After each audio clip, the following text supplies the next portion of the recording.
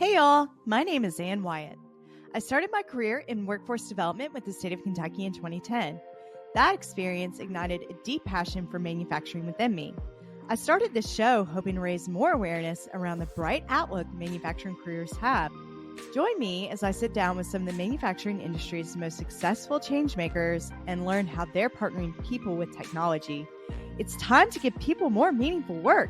This is Workforce 4.0. Welcome, everyone, to another episode of Workforce 4.0. I'm super excited to have Amy Teal and Mike Franz with ShopFloor Coffee on today. We are really looking forward to this episode.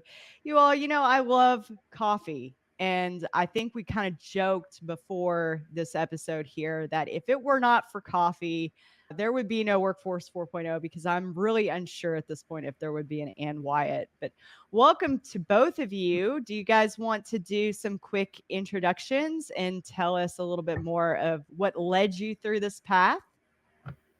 Sure. Absolutely. Yes. So I'm Amy Teal and been around manufacturing for about the last 10 years. And Mike and I we were chatting over a coffee and that, we wanted to figure out a way that we could get back to the community. So that's kind of how we became ShopFloor Coffee and where it came from. But my background was from 3D printing. So I love the industry, love where it's going, but lots of work that still needs to go into it to make sure that it can continue on into the future. So a little bit about me. Awesome. Thank you, Mike. Yeah. You got to share. Okay, we'll share. Yeah, just a couple of coffee lovers, the two of us. And I don't know, my backstory is it's so hard to even think about this, Anna. I've been in and around manufacturing for like 20 years now, which is like kind of mind blowing. I always tell people, oh my gosh, I used to have this big fluffy head of hair back then. And now it's growing out here more in the face. Well, for people who can't see, it's growing out more in my face than it is anywhere else. But that's a whole nother story. But yeah, in and around manufacturing for 20 years. And the way that ShopFloor Coffee kind of came to be is it's been a constant thing. And we see it all the time about workforce development and how it's a huge challenge within the industry. It doesn't matter where you're at in the country. It impacts everybody. It impacts the small shops, the big shops. You can't find talent. It's very challenging. And how do we get young kids engaged in manufacturing? So Amy and I thought, well, what the heck? How can we make a little bit of difference? And so we started ShopFloor Coffee. And it's really exciting because people are kind of getting behind it. There's a little bit of a groundswell. We can kind of feel it coming along. And as they say, the flywheel is starting to turn a little bit. So we couldn't be more excited to be on. Thank you for having us. And yeah, that's a little bit about how it kind of got started and our background. That's amazing. I love this story about how you both kind of were in aligning professions and just met for coffee one day. And we're like, I can imagine my friends and I doing that and us just kind of getting this, what we may think of as like a harebrained moment, right? Idea in that moment and saying, you know what we need to do? Because that is us. That is really how we are. And then it just kind of grew into this whole organization that benefits the workforce overall. And that's amazing. I love that so much. Well, I think one of my favorite things that Mike always said is with his background that there's two complaints that are always on the shop floor, and it's the coffee and the toilet paper. And, I don't want to address the toilet paper situation, but the coffee was something that we kind of got excited about. So I don't blame you. I feel like that would have been also my route I would have ventured down as well. Well, to officially kick off this episode of Workforce 4.0, you all know, if you've listened to the show, I've got to start every episode with the same question because I'm a music lover, like junkie at heart. So you got to tell me, each of you, what's your favorite song or your karaoke song? Mike, you should take this one first. Oh, man. I knew you were going to do that, Amy. Okay. So I'm not embarrassed. I'm proud to say this. Okay. So one of them is Here I Go Again by Whitesnake. Okay. I just love rocking out with it. And then another one that Amy has probably heard way too many times over the past year or so. It's Rosanna by Toto. And Nice. it's really not an easy one to sing, especially in karaoke setting and where people are actually listening to you. It's more of a shower or car song. But I think those two are pretty much, well, Whitesnake, the Here I Go Again is probably the go-to one if it comes down to it. Nice. Excellent, solid picks for karaoke. Thank you very much. Amy, what about you? Yeah, and I'm just terrible with music. As much as I listen to it, you would think that I would get better at knowing who sings what and what the name of the song is, but I don't. I could probably sing along to the lyrics, but my go-to is more like 90s alternative, so like Cake or Sublime or things like that. But I don't sing karaoke, so I don't have a go-to karaoke song. Nobody wants to hear me sing. What I Got is an excellent karaoke song. Mm-hmm. And, you know, I think that it's better when you get more people on stage. So if I were doing karaoke, Amy, I'd have to drag you up there. I'm sorry. And we would sing What I Got. I do great in a support role, but being that lead vocalist, that's not me. But yes, we can do it. Support.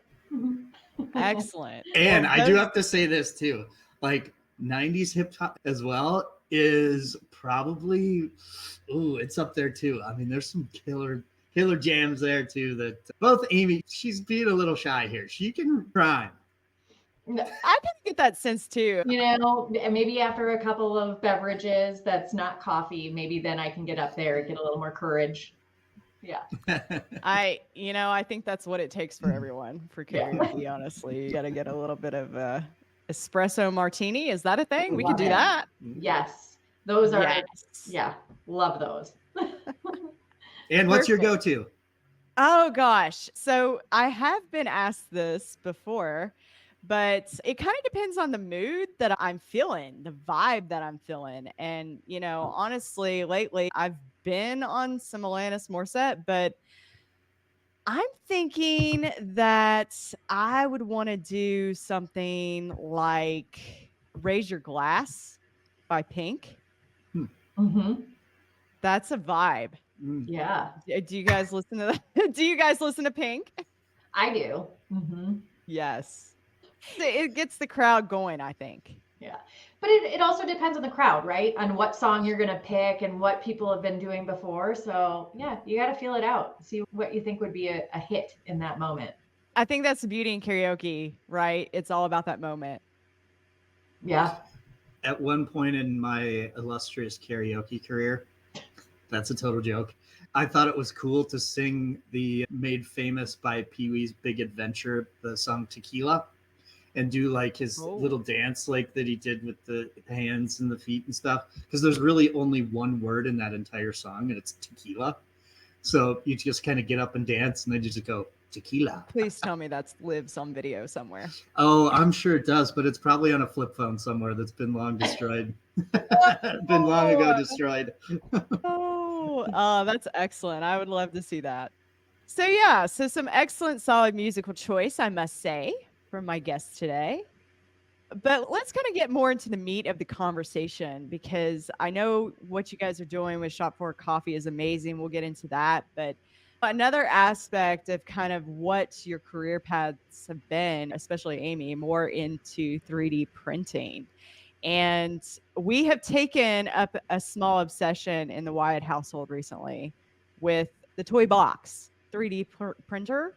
Yeah, I don't know. Phoenix got it for Christmas. He is obsessed with it. We have printed a lot of the things in a lot of different colors.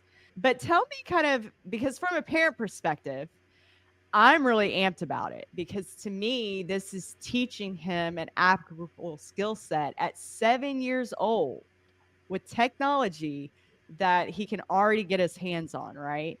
Oh, yeah. But what do you think about the future of 3D printing, where its role is within the manufacturing workforce, and that specific niche being a skill set? How do you think that's applicable? Well, what I love about kids getting started with 3D printing so early is there's so many different applications and uses, and they start getting exposed to it right away, because he may start off making little toys or trinkets, but all of a sudden it's like, you know what, I can make that. Or, you know, if something breaks, they can look at how they can replicate it and fix it in a different way. And then, as they get into like robotics and trying to build things or create, machines or things using 3D printing, I think it's great. What I love within 3D printing specifically is it touches every vertical market. And within manufacturing, it can be used anywhere from end use parts, prototyping, tools and tooling, jigs and fixtures. And there's such a wide variety of uses for it and applications that it's just, there's so much opportunity there. I can see this really aiding and embedding in Industry 4.0 with, maybe you need a new end effector for your robot. Mm-hmm. Can we do that? Can we 3D print an end effector? Oh yeah.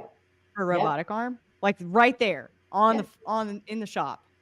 Yeah, it's going to be lighter weight. It's probably faster than getting it tooled. I mean, you can test it, and then the next day, if you need to make a modification, you change it, reprint it, and you have a new end effector the next day. So it's just, there's a lot of great uses that way, and that's a great application. Mm-hmm. That's awesome. Yeah. I would just say too, as like materials and the capabilities of the actual machines continue to develop, it's just going to be, sky's the limit type stuff. But especially for Phoenix, as far as like the learning the process, but then also learning to write little programs and to get exposed to that. I mean, holy cow, like he's going to be able to apply that to different things or different machines or writing code or however, he kind of develops in that area. But I mean, what a great idea, Ann, to get that for him so he can start to develop that interest. It's very cool. Yeah, he's hype about it. He thinks he's so big. He's 7, and in his mind, he is like 27. And it's so cute. What's the coolest thing he's made? Oh, he made this really cool puzzle. So he took a picture of us, and then he put the picture, he uploaded it from the iPad into the app directly, again, just from the iPad. And he chose the template. It's already a pre-formatted template and everything for this little puzzle. And the pieces slide around, and it printed this puzzle where the pieces all move and you can like shift it around. It's still in this little square, but you can shift the pieces around, kind of like a not nearly as advanced as like a Rubik's Cube, but you kind of get the idea. You can move it around and shuffle it and make the puzzle the whole picture. That's so cool. Yeah, it was pretty cool. Yeah. I was like, wow, I don't know that I could do that. But it did. It printed out this little puzzle. I was like, whoa, that's pretty cool. So I definitely had to cover that, because I don't think we've ever really gotten a chance to talk about 3D printing on Workforce 4.0, and I'm stoked about it. Yeah, so much opportunity. And I mean, just the creativity that the kids can use when they're creating 3D printed parts at 7 years old. I mean, taking the picture, uploading it, figuring out, that's a skill that, at 7 years old, I would have never been able to figure that out, right? So I don't know. I had the Etch-a-Sketch. Yeah. I was just going to bring that up. A White Bright. Yes. Coloring book. Yes. We didn't have all this cool stuff. Maybe it's the new, what were those things called? Lincoln Logs and Legos. I was thinking Legos. Now he loves his Legos too. Yeah, Legos. We are very serious Lego builders in this household. Watch your feet though. I know. I know. But he does a very good job of keeping them all kind of in one area. But yeah, we have Legos here. I mean, I'm surprised they're not scattered right now all over the floor, because this is like an everyday thing. We're very serious about Legos. Like if we can't build the thing, I'm doing my HR leadership mentoring role with him. Like, it's okay. You did a great job. Look at how much progress we made, because on the other end, it's like, what? So it's a lot of fun. But yeah, we love Legos too. But let's kind of change topics here, because we're not here to talk about Legos or mainly 3D printing. we really want to get into the story of ShopFloor Coffee, right? And I loved, when I had my initial conversation with Mike and he was telling me a little bit more about what ShopFloor was doing and how they were partnering with workforce development agencies and schools and things. That really obviously stuck with me. So I want to know more about the mission of ShopFloor Coffee and what that really represents for each of you. Yeah, so our mission that we have is to give a portion of the proceeds back to workforce development programs. We're still working on expanding what that looks like. We're new. We just got started late last year as far as ShopFloor Coffee as a organization. And so we're still trying to expand our reach of who we're able to impact, but we're trying to find organizations that are supporting, whether it's giving tours to kids so that they can see what a career in manufacturing would look like, or exploring different opportunities, or I know bringing kids to IMTS, whatever that looks like. We just want to help raise the awareness of what programs are out there and what it could look like for them. So that's kind of where our mission is coming from. We're always looking for other opportunities of who we can, and feel free to reach out. We're definitely looking for additional organizations at this point.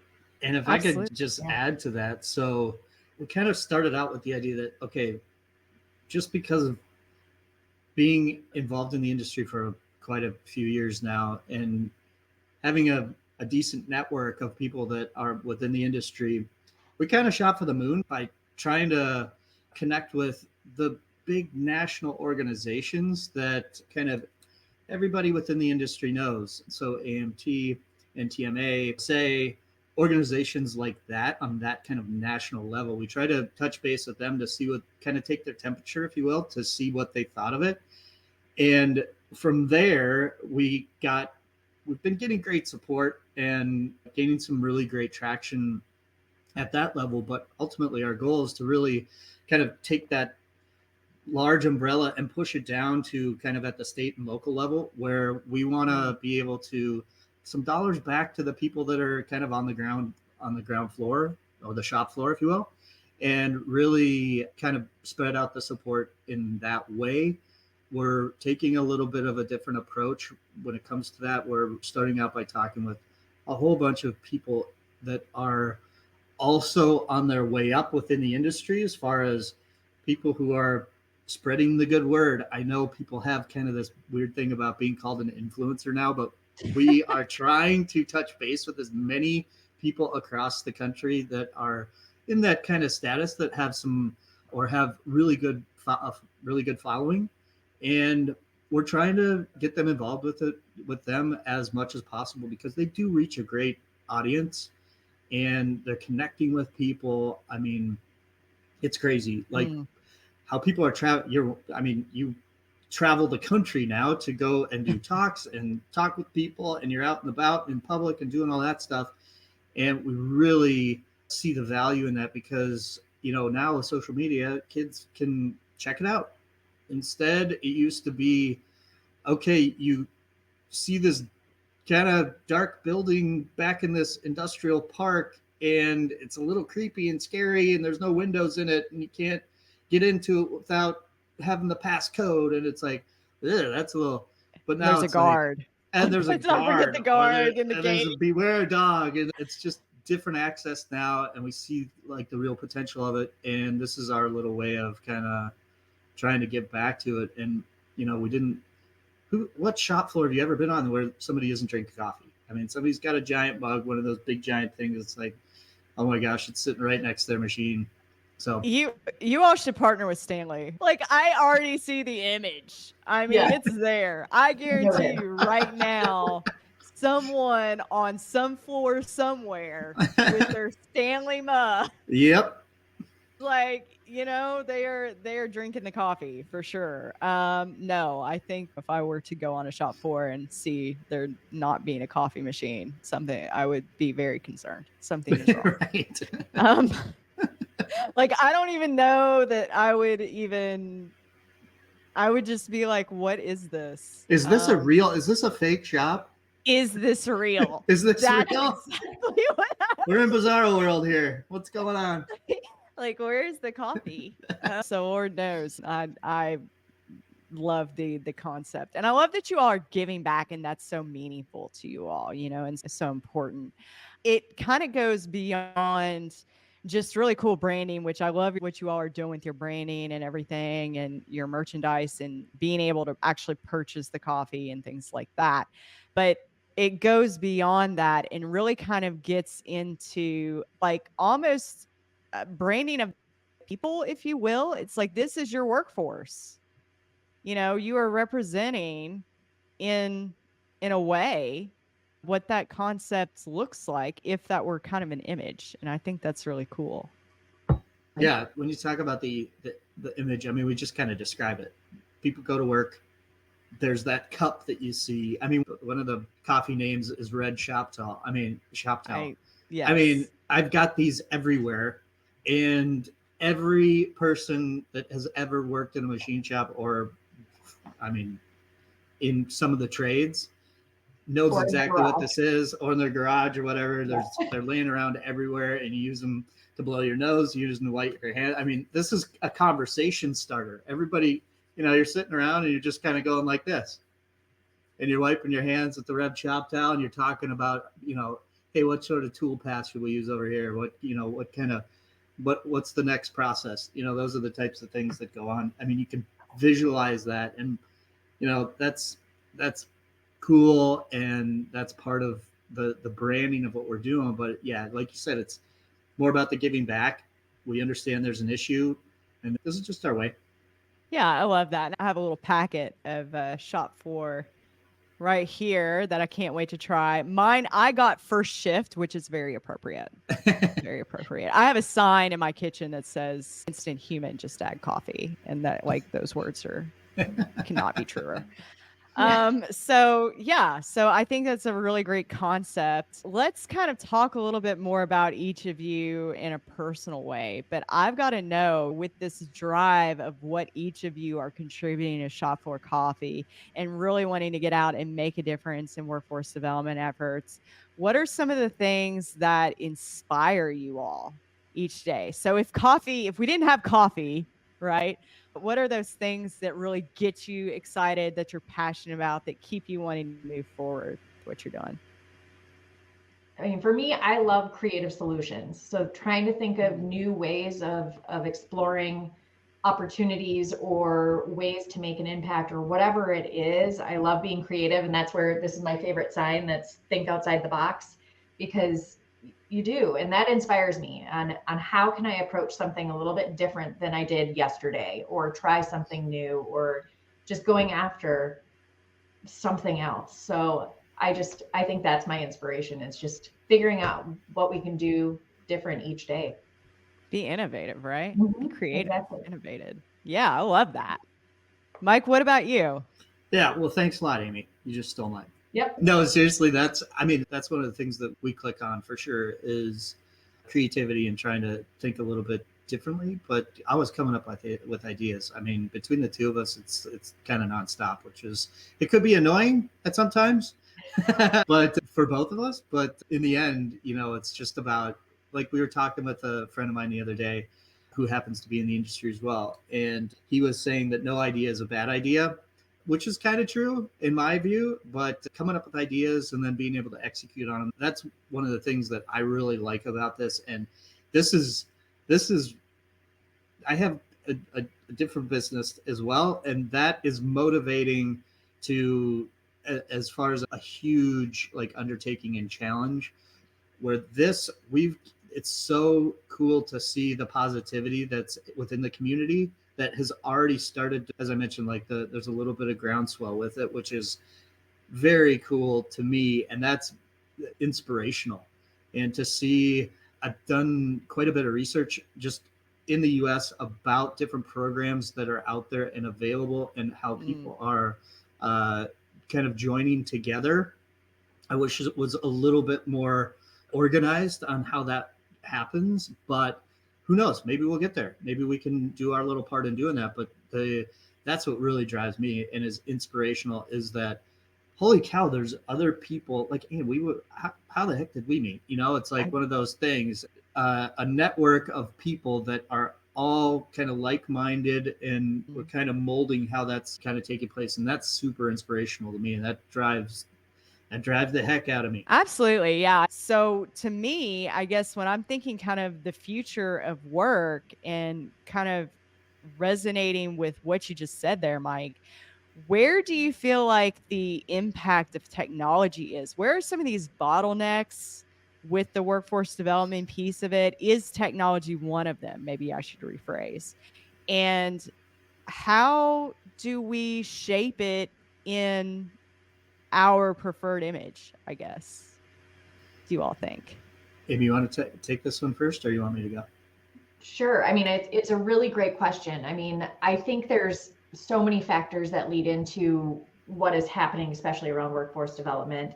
I think some of it is education around what manufacturing is and how it can be impactful and what a career in manufacturing could look like. I think I mentioned some of that earlier, but right now kids are told you have to go to college, which schooling is super important, but schooling can look different for each student. And depending on what they're passionate about or interested in, it doesn't have to be the traditional 4-year. And some students could really excel and do incredible things if they were to go to a different program that gets them into the workforce faster. But then I think some of the other things are just rules or the laws that are changing that around vacation time, that people have to start taking vacation time. And that's making a big impact on some of these manufacturing facilities where there's been one guy that's been running this one machine for 40 years and no one else really knows how to use it. But now he has to go on vacation for a week. What do they do? And so I think there's a whole lot of factors there on what's impacting and changing that industry. Well, I don't know where I was going with that. Help me out. Yeah. Well, I mean, there's a lot of things. That's a pretty good question, Ann, because there's a lot of things that my mind instantly goes to stuff like this. Okay. We never had, from a technology standpoint. Okay. So we never had, when I was growing up, there was no way to communicate with other people in other cities other than hopping on a phone call and like talking. Did you ever talk about manufacturing? No. I mean, that was whatever.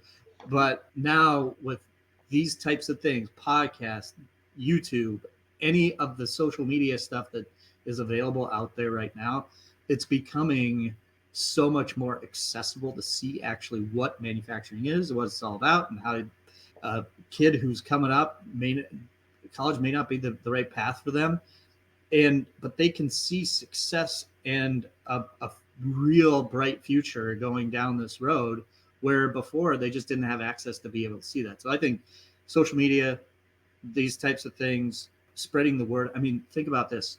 Like as little girls, what did you ever get exposed to manufacturing, or did you ever hear about it or talk about it? I mean, it's like, and now little girls are able to see you two talking about this or hear you talking about this. And, that's going to change the face of manufacturing too, which is awesome. There's so much more inclusivity, and people are being brought up to understand that that's going to be I hate to say it like this, but that's going to be the new normal, because I just don't like that term, whatever.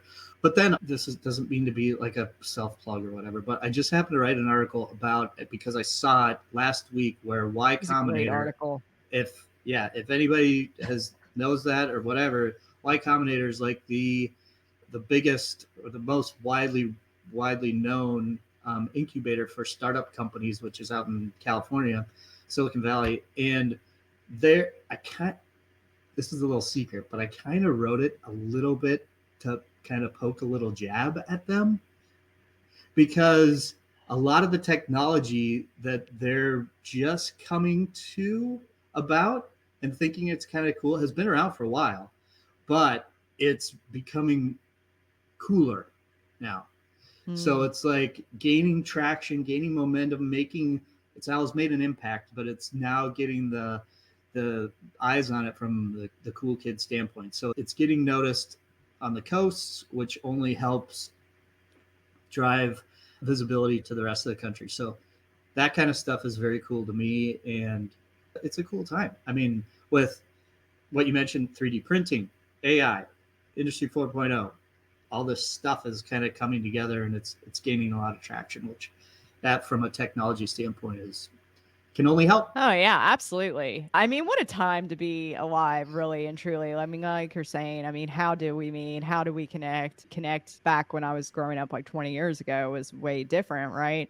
But I think it's interesting to your point. I'll have to tell you all this story of how I got into manufacturing one day. But I mean, for me, a big piece of it was seeing tech. It was walking onto a floor and seeing a robot and like a line of robotics and watching them and just thinking, wow, no one told me there were robots here, you know?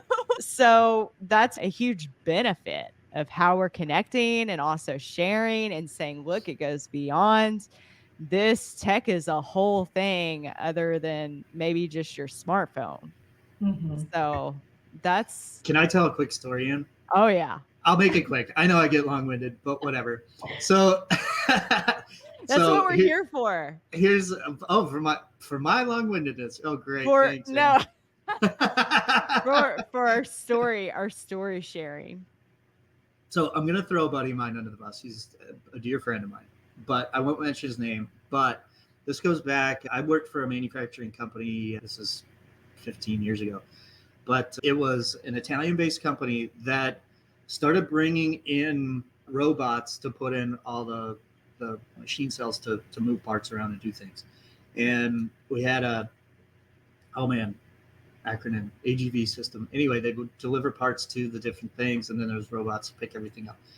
Well, I brought him up he runs a massive production facility, and I brought him up there to see the robots in action.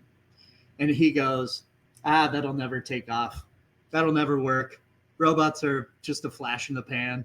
And now I look back, and me and a couple other buddies, we always just we jab him so bad about, you thought robots were just a flash in the pan, man. Look at it now. So it's kind of funny how the mindset has changed, and how back to technology, how that stuff's impacting everyday working environments. That's crazy. Yeah. I mean, it kind of goes back to everyone, and when I worked in workforce development for the state of Kentucky, that was kind of a conversation. I mean, back in 2012, we were really having conversations about like robots taking our jobs. And now it's like, did we want those jobs that they're taking? No, we did not. So, really it's about partnering with this technology and learning how to use it and collaboratively use it. Yeah. Right? I just watched a thing, and sorry, maybe I've had too much coffee now, but I just watched a thing about a workforce development program in Southern California that they were talking about the marriage between workers in robotics and other technologies. But they said, I mean, shoot, if a robot happens to take a job of somebody, there's going to be people that backfill that, because there's going to be people that need to be up to speed on the robot. And it's just a shift in, I mean, hey, people used to have to put shoes on horses too, but then cars came along and somebody had to change tires. So it's just a shift in technology, and there's jobs for all that stuff. It's just the new way that we're going to work. I mean, right? I mean, that's really what it comes down to. So yeah, very good nuggets of information there. Thank you for sharing. Amy, what do you think about 3D printing technology? Do you think because that's still kind of, that's kind of on the basis, I'm thinking of Mike's comment about, robots being a flash in the pan. I really think we're going to see a huge 3D printing boom. Yeah. I mean, I see tremendous growth that is still coming for 3D printing. I mean, there's still new applications being found in every industry, and it's going to continue to grow. There's still a place for it. It's not going to be replacing all of traditional manufacturing methods. It's just going to be another tool in the toolbox for everybody.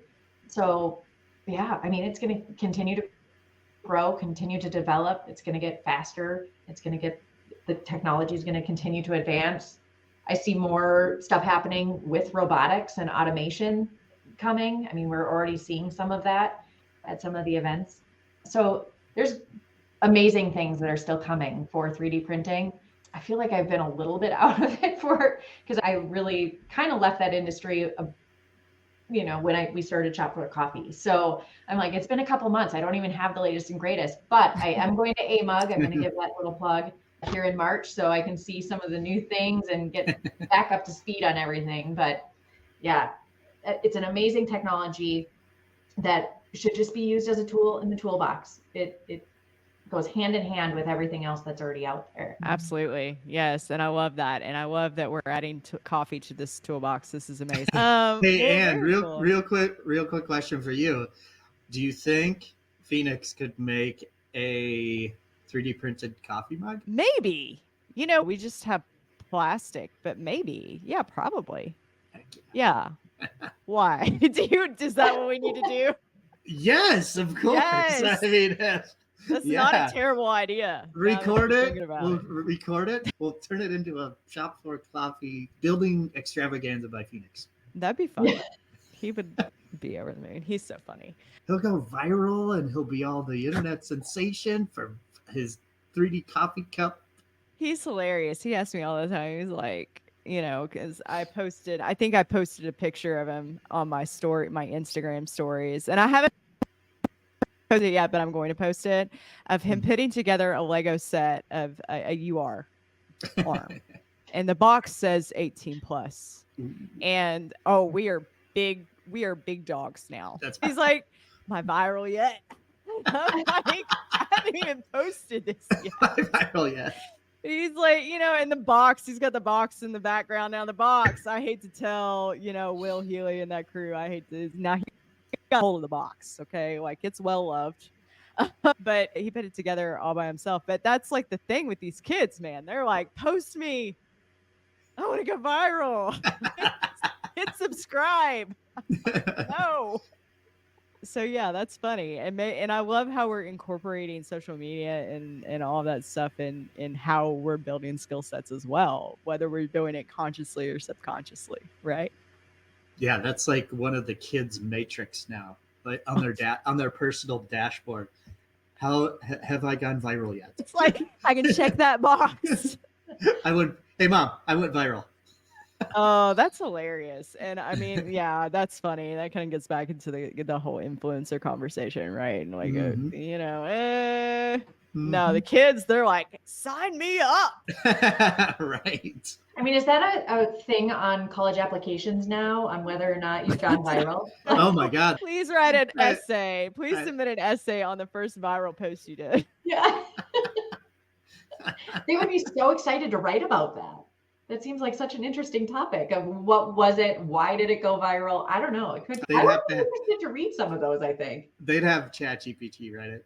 Yeah, they would. They sure would. Oh, that's too funny. Oh, well, this has been such a fun conversation for me. I really appreciate this. It's great to always get together and laugh on the show. But I want to close out today with asking each of you what the best way to connect with you is. Oh, man. LinkedIn. You can reach out via the shopfloorcoffee.com contact us page. Yeah, I think those are probably the easiest ways to connect with me for sure. I don't know. Yeah. So the other day there was another social media thing on LinkedIn where it was Jim Mayer's episode with, oh my gosh, I'm blanking on his name and this is going to be bad. Love Jim Mayer. Yep, he's a fantastic human. But he had a guest on, which, where is it? Anyway, and we were talking about superheroes.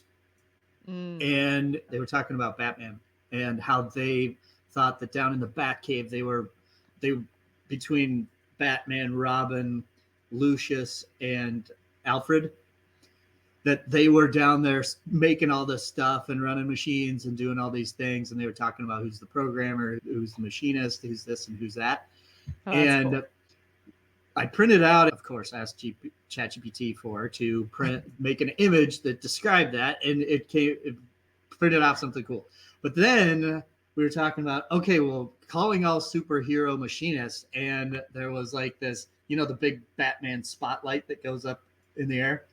So I mean, Yeah. pretty soon there's going to be a ShopFloor Coffee giant spotlight with a big cup that says ShopFloor Coffee on it. And that's how people can get in touch with us. They just shine out the big giant spotlight and we'll come around. Can we make that happen? Because we'll be highly caffeinated. Right. I feel like that's the goal that we need to set. I love that. Yes. Can we get that? Can I get that? We'll figure that out. IMTS. Love it at IMTS. Yes. No promises. No, don't tell Kat that. But seriously, in supply. ShopFloorCoffee.com, LinkedIn. We do have social media pages as well. And then I'm at Mike at ShopFloorBrands.com, various other forms. But LinkedIn is typically the best. Mm-hmm. Just find us somewhere on there and we'll engage. We'd love to. And please go out and help support the manufacturing community and the workforce development challenges that are associated with that. And buy some ShopFloor coffee and we'll get it out to you. Get some red shop towel, first shift, FIFO, hydraulic fluid. What am I missing? A couple other ones, but check out the website, Weekend BS. Yes. And we're always looking for name ideas because that's 5S. Just kind of our thing. 5S. Yes. Yeah, we've been thinking about how to incorporate a clever name with 5S. Yeah. But yes, we love to hear it and we love talking with people about it. So please reach out and keep an eye out because we've got some fun things planned for later this year. Yes. We want to continue to be out here and hear from you guys, but also do fun, new, innovative things to bring coffee to you all. So. Yeah. Well, I'm looking forward to it. You've already got a fan here, I think this is really cool.